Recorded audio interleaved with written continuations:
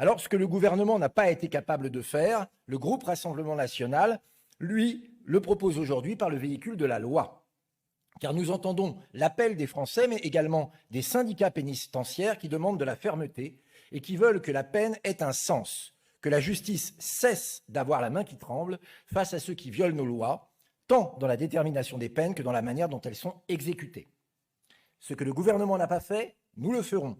Et nous verrons bien s'ils sont capables de soutenir cette proposition de loi qui va exactement dans le sens de ce que voulait faire maladroitement l'ancien ministre de la Justice.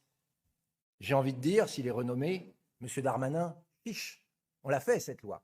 On va enfin y arriver. Faire en sorte que ceux qui ont violé la loi ne se pavanent pas dans ce qui ressemble de plus en plus à un hôtel, tout compris, qu'à une prison. Cette loi est une loi de bon sens.